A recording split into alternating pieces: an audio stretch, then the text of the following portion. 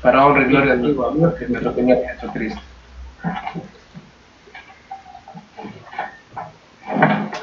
Bueno, entonces, ¿alguien nos puede hacer un pequeño recordatorio de lo que vimos el estudio pasado?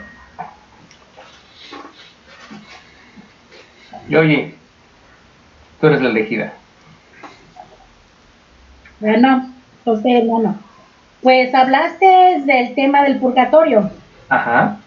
En el cual, pues, citaste varios, capítulos de Lucas, Mateo, en donde dicen que, pues, se habla para evitar los conflictos, para no entrar en tentación también y caer en los conflictos que podamos también caer lo que hacían los que hacen los católicos, de que digan que para salvar tus almas, para no, si estamos pecando, para que otros puedan, pues, pedir por nosotros, sino nosotros como somos, pues, hijos de nuestro Dios, pues nosotros debemos de llevar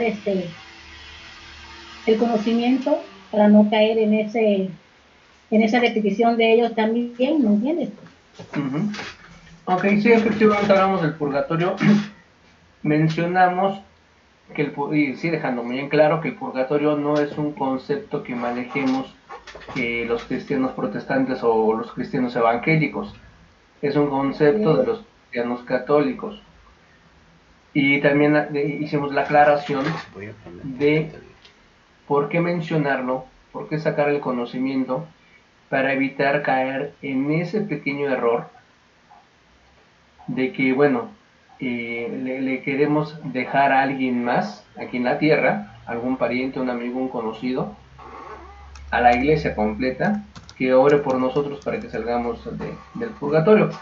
Porque los pasajes que tocamos fue precisamente para dejar en claro que no hay un argumento en la Biblia de la existencia del purgatorio, ¿sí? También mencionamos quién fue el que dio origen al concepto de purgatorio, un tal Gregorio, los años ahí los mencionamos, 590, como en el libro de la Divina Comedia, en esa novela de Dante Alighieri, le da una forma mucho más estilizada, mucho más creíble este autor. Y también mencionamos en qué año el Papa Benedicto XVI, Ratzinger, pues dijo que pues, no existe el purgatorio como tal. Entonces, si no hay purgatorio, entonces, ¿a dónde van las almas, no? Pero bueno, ya pasando más a nuestros conceptos y a nuestra doctrina, aquí hay una pregunta que sí me gustaría que me contestaran. ¿Por qué es importante salvar el alma? O para ti, ¿por qué es importante salvar tu alma? Esa es una pregunta que a ver quién de todos me la quiere contestar. Y la otra pregunta es, ¿sabemos qué es el alma y para qué sirve? A ver, Janet, ¿nos puedes dar una idea de lo que es qué es el alma y para qué sirve? No me escuché, ¿no? Sí, sí escucho. El alma. Deja sacarlo de internet. Bueno, el alma es lo que va hacia nuestro Dios, ¿no? El alma se puede decir que es como el aliento de, bueno, no tiene que ver, ¿no? Aliento de vida y alma. Ok, la otra pregunta es, digo, todo eso lo vamos a ir aclarando. Y la otra pregunta es, ¿para qué sirve el alma? Digo, porque cuando tienes un bolígrafo, sabes para qué te sirve este bolígrafo. Cuando te subes al coche, sabes para qué te subes al coche. ¿Me dejas hablar, Pablito? Sí, manita. Bueno, yo entiendo que el alma es la unión del espíritu con el cuerpo, cuando le da al Señor el soplo del omnipotente y lo hace alma viviente. Si no hay espíritu cuando morimos que lo recoge Dios y el cuerpo es destruido, pues el alma no tiene vida, está descansando. El alma es importante para nuestro Dios porque es la que va a obtener la vida, dice, aquella alma que pecare morirá. ¿Por qué? Porque vamos a tener otro cuerpo, pero hasta la resurrección. Entonces es importante cuidar nuestra alma, nuestros pensamientos, nuestro corazón, todo eso es el alma, pero ya unidos entre el espíritu y el cuerpo, sino, y el soplo del omnipotente, si no, no tiene vida el alma, no somos almas vivientes. Ajá. Eso es lo que yo te puedo aportar. Jehová te bendiga. Yo tendré, gracias. Ahora sí que me resumiste. Entonces, fíjense cómo el alma, resumiste el estudio. cómo el alma sí tiene importancia y cómo puede servir para algo. Por eso la pregunta porque muchas veces se desconoce qué es el alma, y como aquella película bastante cómica que le hace la pregunta precisamente la protagonista, que le hace del diablo, le hace la pregunta al que le pide favor, ¿no? ¿Tú sabes qué es el alma y para qué sirve? Y se queda, pues no sé qué es el alma y no sé para qué sirve. Y créanme que muchos de los religiosos, por decirlo así, muchos de los cristianos también se desconocen qué es el alma, cuál es el origen del alma y hacia dónde va el alma. El alma, vamos a ver cómo el apóstol Pablo hace un análisis de tres partes que componen no solamente el ser humano, porque vamos a ver en el Génesis que no solamente el humano tiene alma, ¿sí? También los animales. Pero veamos lo que el apóstol Pablo analiza en Primera de Tesalonicenses 5:23. Primera de Tesalonicenses 5:23.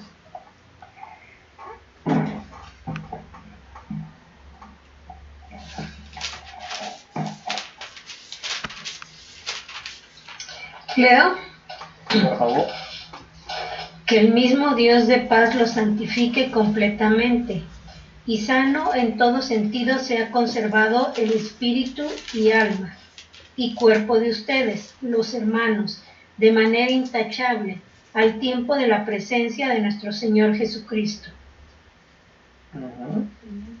Vean cómo el apóstol Pablo hace una recomendación de que tenemos que cuidar tres partes: el alma, el espíritu y el cuerpo.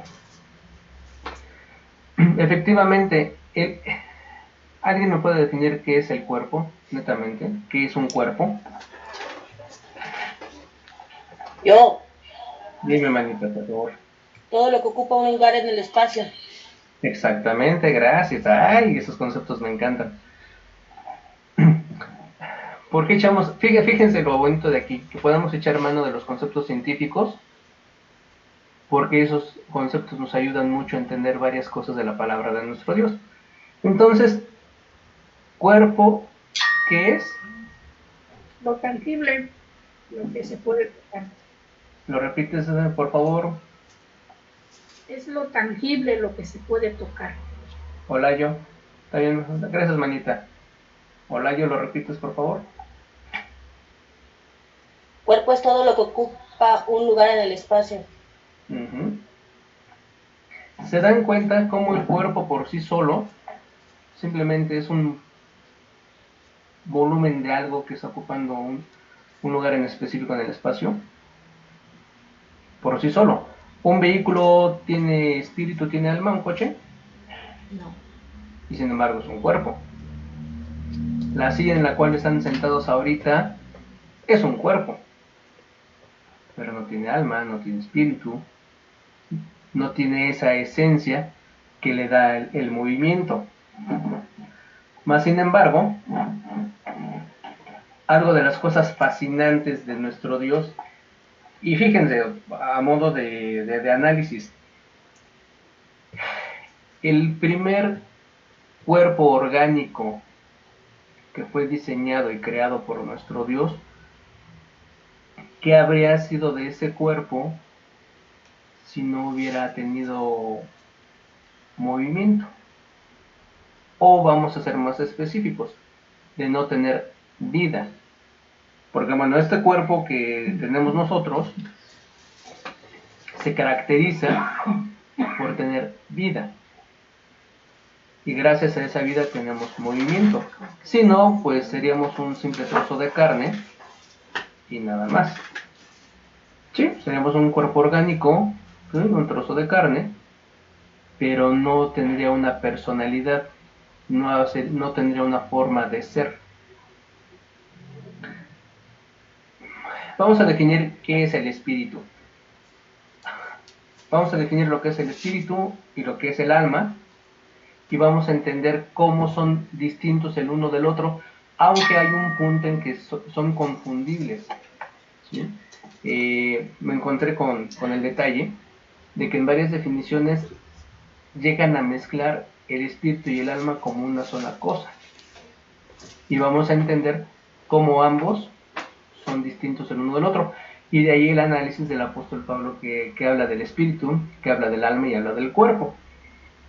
¿Qué es el espíritu? El espíritu, del latín spiritus, quitamos la E y empezamos con la S, spiritus, que significa respiro, y es todo lo relacionado con el aire. Y del griego neuma, que se relaciona con el aliento y la respiración. Si han escuchado la palabra neumonía, pues es todo lo relacionado al sistema respiratorio.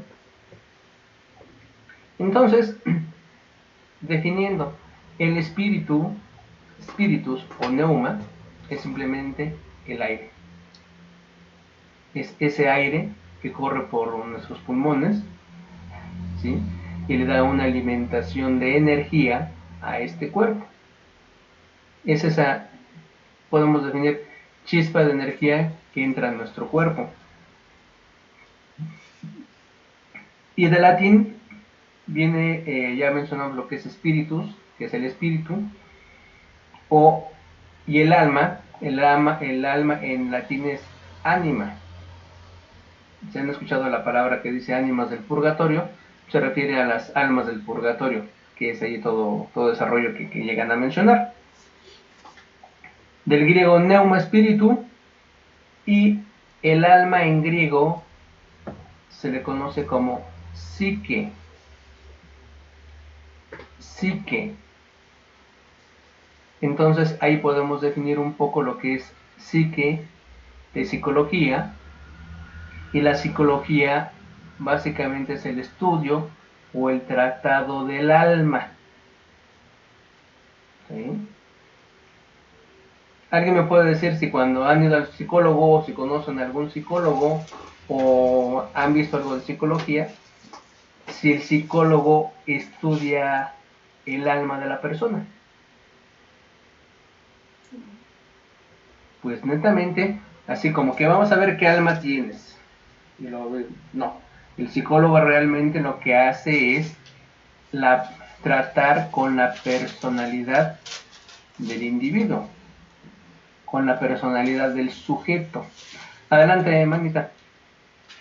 Mari. El hombre se consta de tres partes que son cuerpo, que se refiere a lo físico, el alma relacionado con lo emocional y el espíritu relacionado con lo espiritual. Entonces, para mí, el alma es tus emociones, tu manera de pensar y de sentir, y el espíritu es en lo que tú crees, en lo que tú tienes confianza, fe y esperanza. Bueno. Entonces, ¿cuándo empieza el concepto del alma? Veamos qué dice Génesis 2:7.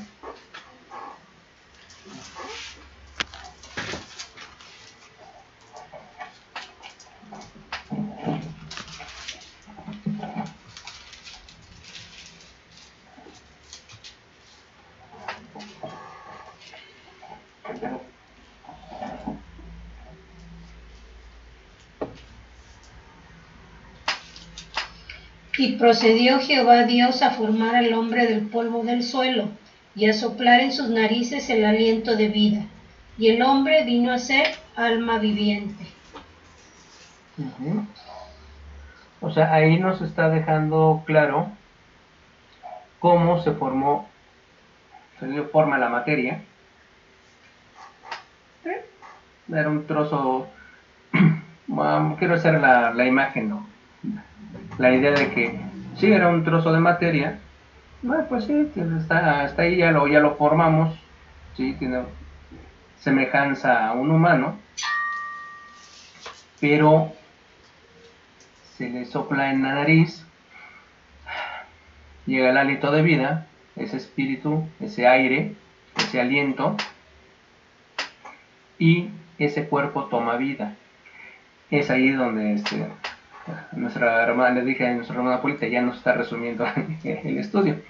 Efectivamente, la unión del cuerpo con el hálito de vida, con el espíritu, esa chispa que le da vida a ese cuerpo, el espíritu, es lo que le da origen al alma viviente.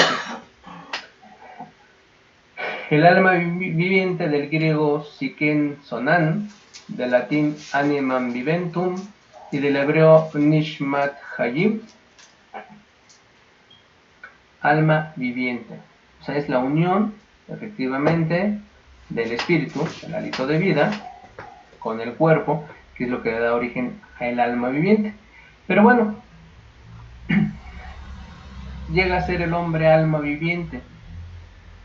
Un alma viviente que ya está programada y que tiene conciencia y que sabe todo lo que tiene que hacer, o en su origen esa alma viviente era una memoria limpia, una memoria en blanco, un disco al cual se le podía grabar información. Todos nosotros, en el transcurso de nuestra vida, nuestras vivencias, nuestras experiencias buenas, malas, es lo que va formando nuestra personalidad, nuestra forma de ser. De ahí también es importante que desde los primeros años de vida del ser humano, la forma en que se le eduque, la forma en que se le haga ver el mundo, la forma en que se le enseñen conceptos de Dios, sean importantes para que esta persona crezca como un adulto con un alma. Oye, Pablito, grande. Dime, Sablito. Tantito, fíjate que ahorita con esa explicación que estás haciendo, me haces tu pregunta de que si la persona es totalmente en blanco.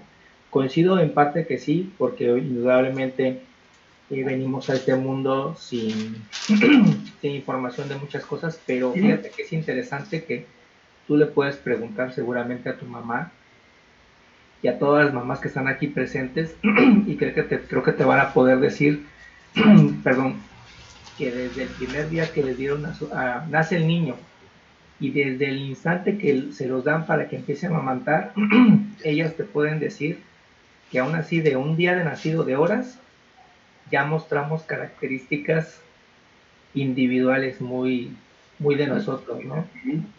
Te lo podré decir sobre todo también a aquellas mamás que tuvieron más de un hijo, pero también las que tuvieron uno, te van a decir que desde el mero día que le dieron de amamantar, ya tenía esa característica, que creo que es algo maravilloso que nos demuestra que es ese poder grandioso de Dios, que a horas de nacido, minutos de nacido, ya mostramos características propias de esa gran maravilla que es tener alma, que es tener personalidad, aunque estemos a segundos de haber nacido, ¿no?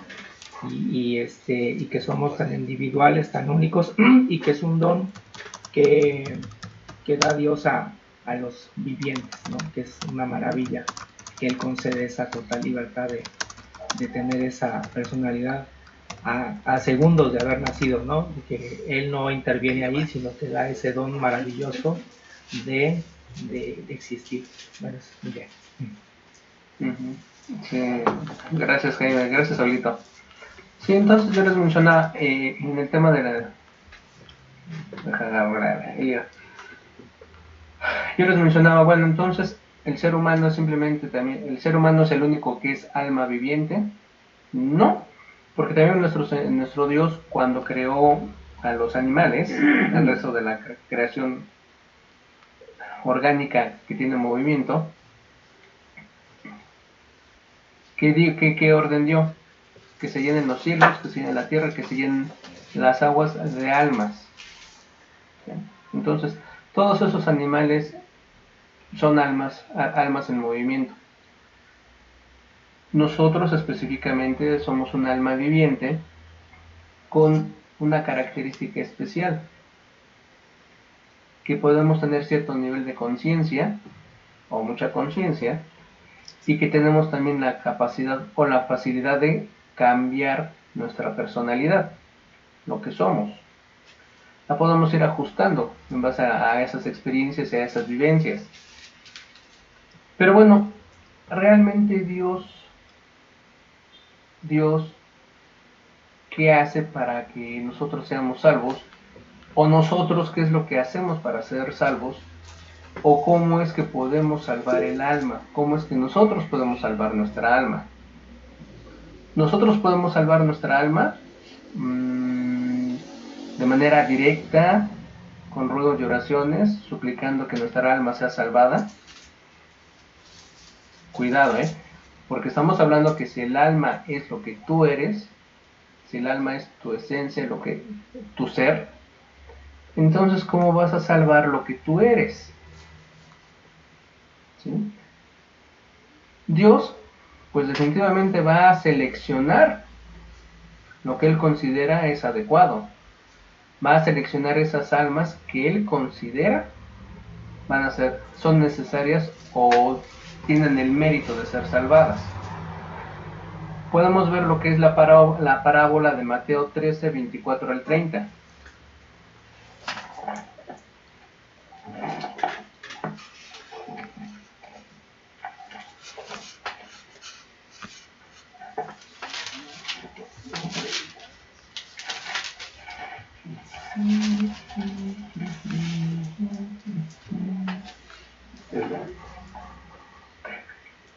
Leo. Sí, por favor. Otra ilustración les propuso diciendo: el reino de los cielos ha llegado a ser semejante a un hombre que sembró semilla excelente en su camino. Mientras dormían los hombres, vino su enemigo y sobresembró mala hierba entre el trigo y se fue. Cuando brotó el tallo y produjo fruto, entonces apareció también la mala hierba. De modo que los esclavos del amo de casa vinieron y le dijeron: Amo, ¿no sembraste semilla excelente en tu campo? ¿Cómo sucede pues que tienes mala hierba? Él les dijo: un enemigo, un hombre hizo esto. Ellos le dijeron: ¿quieres pues que vayamos y lo recojamos? Y él dijo: no, no sea que por casualidad al recoger la mala hierba desarraiguen el trigo junto con ella. Dejen que ambos crezcan juntos hasta la siega, y en la época de la siega diré a los segadores: recojan primero la mala hierba y átenla en haces para quemarla, entonces pónganse a juntar el trigo en mi granero. Gracias, mano. Entonces vemos que aquí el Señor Jesucristo maneja una parábola del reino de los cielos, y en esa parábola trata de explicar o explica a la humanidad que el reino de los cielos no entra cualquiera, ¿sí? Así la humanidad somos millones, y de esos millones será separado lo que Él considera adecuado y lo que no considera adecuado para participar. Entonces, vean, y aquí recalcando, cómo pues entonces algunos toman la idea de que otro mundano como tú, otro material como tú, va a rogar por ti para que seas salvado. Definitivamente no hay lugar a esa idea. No hay lugar a esa idea, y si es necesario tener esos conceptos de este pasaje, por ejemplo, de esta parábola, porque entonces, bueno, ¿cómo va a participar o cómo vas a ser seleccionado para poder participar? qué es lo que se te pide, qué es lo que se necesita, porque sí, efectivamente, como ahorita acaba de mencionar nuestro hermano Saúl, ya nacemos con ciertas características como persona. Oye, Pablito, diríamos que el mismo pasaje te da la respuesta a tu pregunta, ¿no? Ajá. Si quieres ser seleccionado, pues tú decides qué quieres ser tú, trigo o cizaña. Tú mismo decides en dónde quieres estar. Sí. Si quieres ser trigo, haz frutos que da el trigo. Si quieres ser cizaña, pues haz lo que la cizaña hace, ¿no? Así es. Y entonces, pues, ¿cuál es esa medida, no? Veamos lo que dice Apocalipsis 11:1.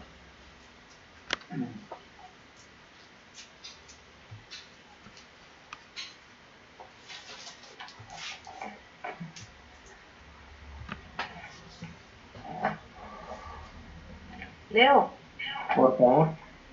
y me fue dada una caña semejante a una vara, y se me dijo, levántate y mide el templo de Dios y el altar, y a los que adoran en él.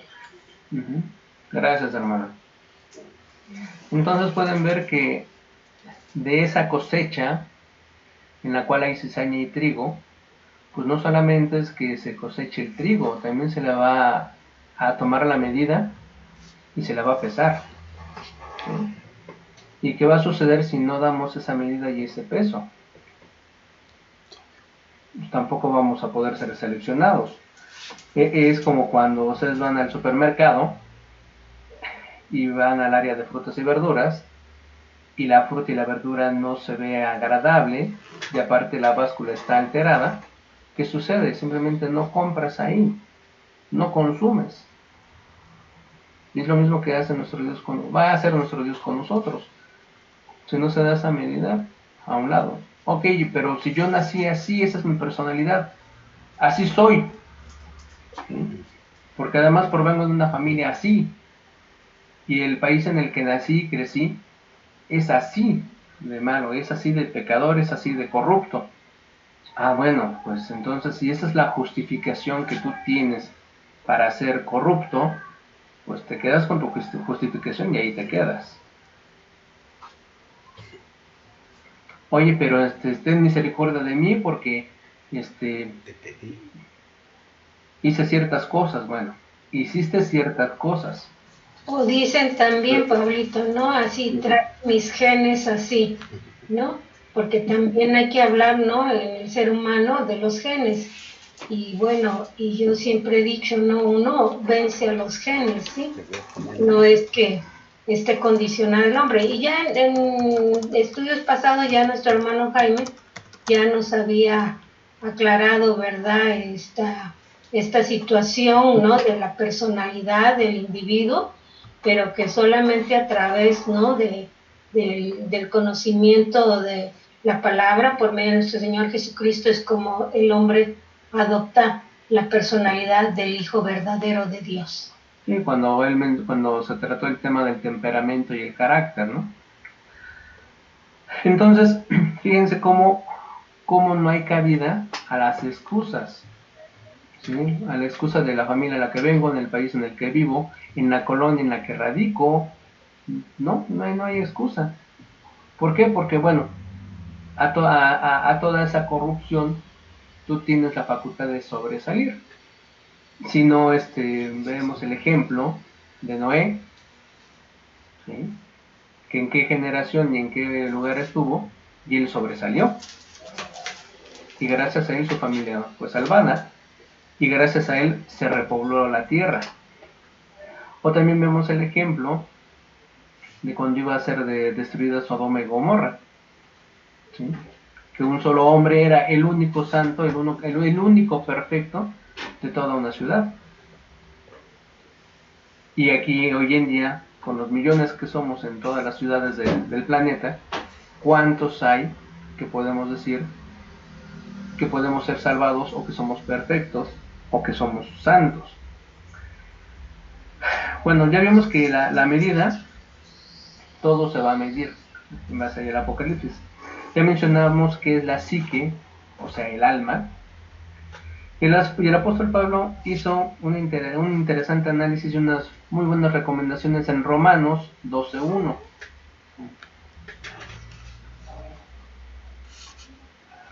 Romanos 12:1.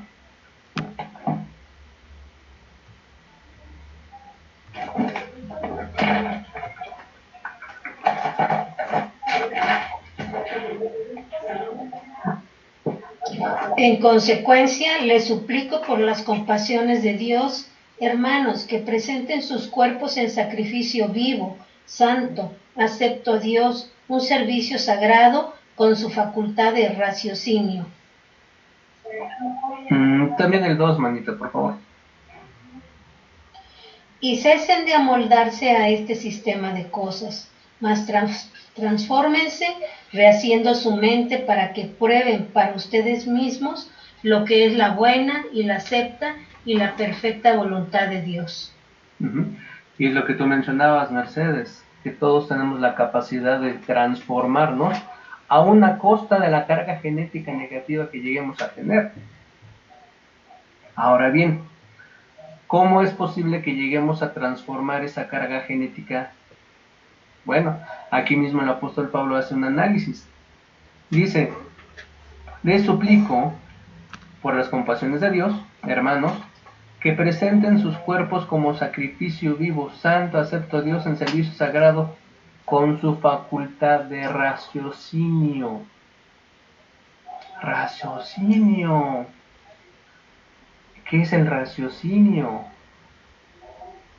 ¿Qué concepto es eso del raciocinio? Porque cuando llegamos a tocar el tema del raciocinio, luego en nuestro egocentrismo humano, en nuestra soberbia humana, al sentirnos tan superiores al resto de los animales de la creación, es la justificación que tenemos y decimos, es que el ser humano tiene capacidad de raciocinio. Ah, sí. Entonces los dos tipos que viene el periférico matándose a golpes, ¿a poco eran muy razonables? O cuando uno se enoja, ¿a poco en el enojo eres razonable? Pues no. A veces, o muchas veces, esa incapacidad de razonamiento que tenemos es rebasada por nuestra propia naturaleza. Por eso aquí la recomendación del apóstol Pablo y su análisis es que pongamos nuestros cuerpos en sacrificio vivo.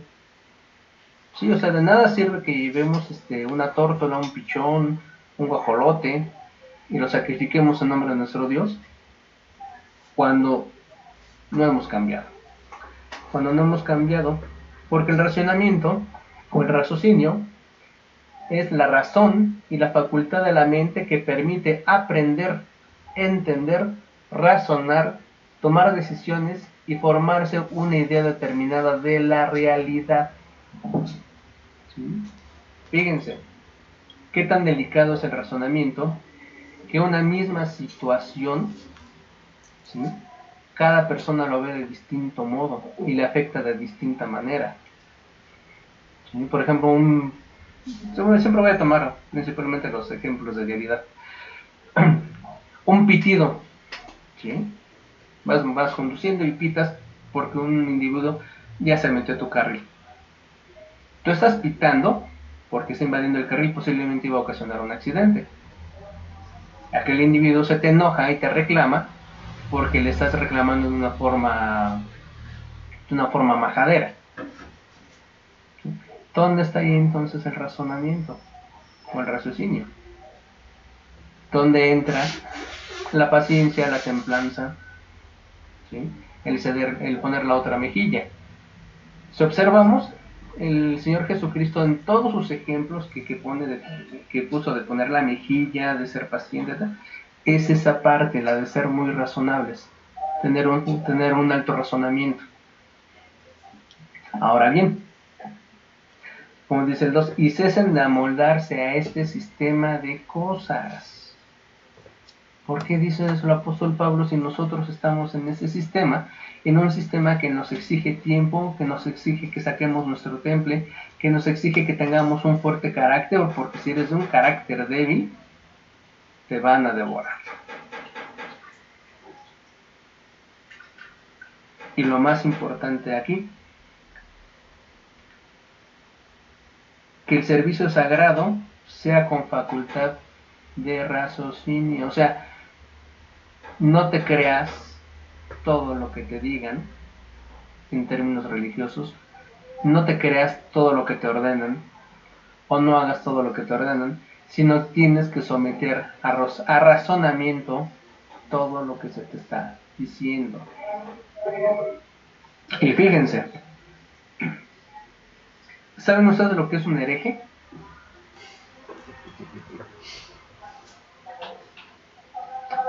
¿O qué significa la palabra hereje?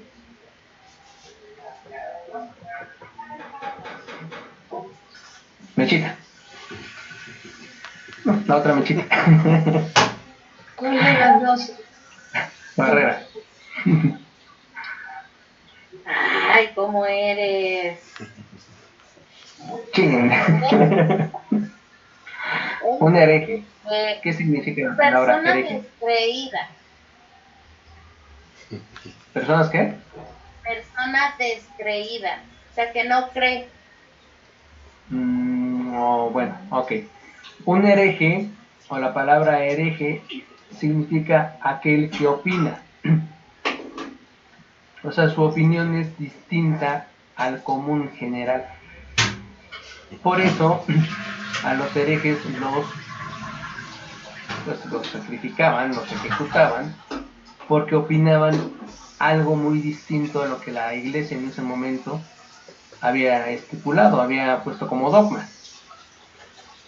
¿Se imaginan que hoy en día se siguiera practicando la matanza de herejes? Nosotros no estuviéramos aquí.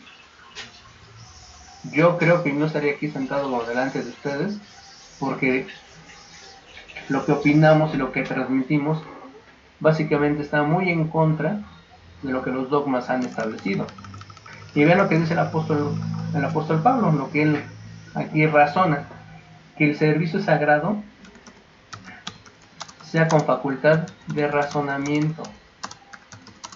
Entonces, quieran o no, cuando tú estás razonando, cuando tú estás poniendo en duda un dogma, ¿sí?, tú estás convirtiéndote en un hereje, porque estás opinando, estás comentando algo distinto, no por capricho, no porque sea un berrinche, sino porque ya lo has razonado. O sea, Si lo no, estás cuestionando.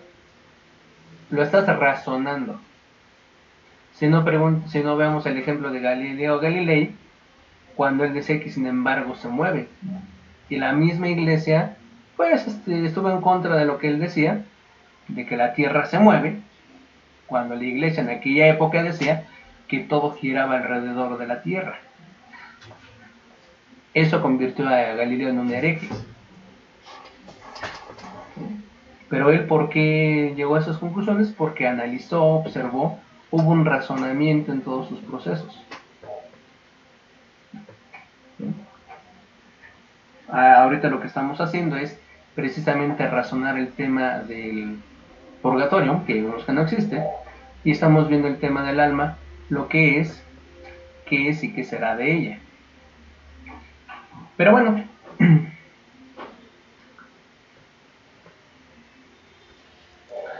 y si observan todo lo que menciona el apóstol Pablo aquí en el versículo 1 y 2, donde queda la palabra o el concepto, o le da ese pequeño pie a fantasear. Porque si razonas, no hay pie a la fantasía.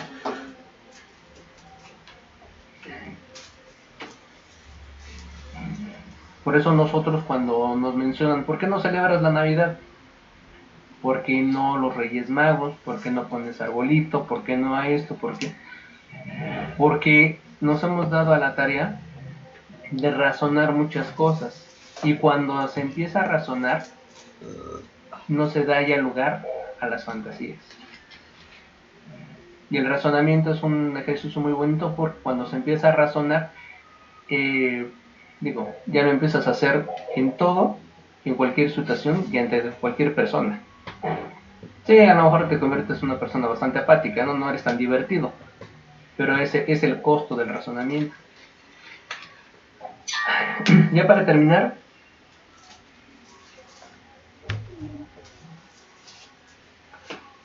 Vamos a cerrar con Mateo 10:28, que bueno, que estas palabras son de nuestra máxima guía espiritual. El tiempo se va a volar. Esas palabras son de nuestra máxima guía espiritual. Mateo 10:28. Leo.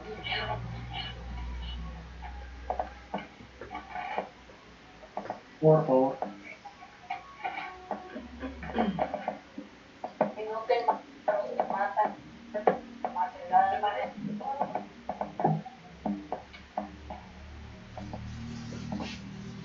Escúchame. Sí, sí, te escuchamos. No temáis a los que matan el cuerpo, mas el alma no puede matar. Temed más bien a aquel que puede destruir el alma y el cuerpo. Hasta ahí. Sí, madre. Este pasaje va a ser nuestro pasaje de partida en el siguiente estudio, pero sí para que lo vayamos analizando. Imaginas, para que nos empecemos a dar una idea del poder, de la fuerza y de la magnitud de ese poder que es nuestro Dios, que fíjense, que es capaz de desechar y destruir tu esencia, porque tu esencia no es algo material, lo que tú eres, tu ser, no es algo material. El cuerpo definitivamente sabemos que cuando esté en la sepultura se va a desechar y va a ser absorbida por la misma tierra, ¿sí? Va a continuar un ciclo biológico, ¿sí? Pero lo que tú eres, tu esencia, ahora sí que el poder de ese poder que es nuestro Dios, que puede tomar esa esencia tuya, y si no es válida y si no le es de su agrado, simplemente la desecha, la destruye. Pero eso es algo que podemos ir analizando de aquí el miércoles para poder comentarlo. Y ahora está con ustedes. ¿Algo que quieran comentar antes de despedirnos? Yo, Adelante. cuando yo le preguntaba a mi abuelo con relación al trabajo, que qué tendría yo que hacer en caso de un enfrentamiento, y él siempre me decía, pues si te van a matar, pues deja que te maten, mientras eso cambie, Ajá. estarán pero eso es lo que importa a Dios. Así es. Créanme que nosotros, la responsabilidad que tenemos como cristianos, en una ocasión se los mencionaba y es un análisis que siempre he hecho, que a pesar de lo que no nos guste cómo nos hagan y cómo nos traten, pero nuestro papel es, y está en el Apocalipsis, ¿no? Cuando menciona a los árboles que refrescan a la tierra, ¿no? ¿Sí? Esos árboles somos nosotros. No es una tarea fácil, porque muy a tu pesar, mucho de que, a pesar de que miden tu dignidad, tu orgullo, tu mismo físico, ¿sí? ¿A cuántos cristianos no los empalaron y los usaron como antorchas humanas? Pero nuestro papel es muy pesado, muy complicado. ¿Sí? Entonces, en el caso tuyo, Ruth, tu trabajo, pues sí, lamentablemente le sirves a alguien, ¿sí? Y lamentablemente sí estás sujeta al servicio, porque para eso se te paga, ¿no? Porque ese es el dicho común, para eso se te paga. Pero ya entramos ahí en la pugna entre lo que soy como miembro o hijo de Dios y lo que tengo que hacer por lo que me pagan. Entonces sí es una situación complicada, es difícil, porque por ahí hay una película que me gusta mucho, ya se los había mencionado en cierta ocasión, y anoche pues también la vi otro poquito, la de Es el último hombre, ¿sí? Cómo es que tú como un individuo que te enlistas precisamente en el ejército, no te atreves a tomar un arma, te mandan a combate y no disparas una sola bala, Mas, sin embargo, tu trabajo es la de rescatar a tus compañeros de combate, a los que están sobreviviendo o pudieran sobrevivir de ese combate, ¿sí? Y hay una frase que me gustó mucho del protagonista que dice, bueno, en este mundo que está empeñado en destrozarse unos a otros, por lo menos yo quiero mantener ese equilibrio, ¿sí? Y sí, lo vemos en los grandes conflictos de que se ha tratado. Sí, en todos los campos de guerra de que se tratan, de destrozarse unos a otros, y vemos las escenas de combate de las películas, y son bastante realistas, ¿no? Porque no se disparan flores ni poemas.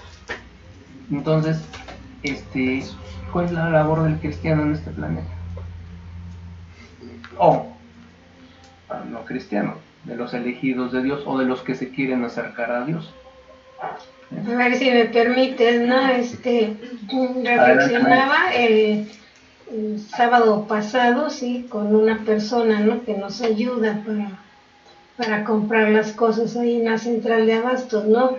Le dije, por eso precisamente dice que vosotros sois la sal del mundo, porque a causa, ¿no?, de que tenemos los principios doctrinarios del Señor Jesucristo, tratamos de comportarnos, ¿no?, como tales.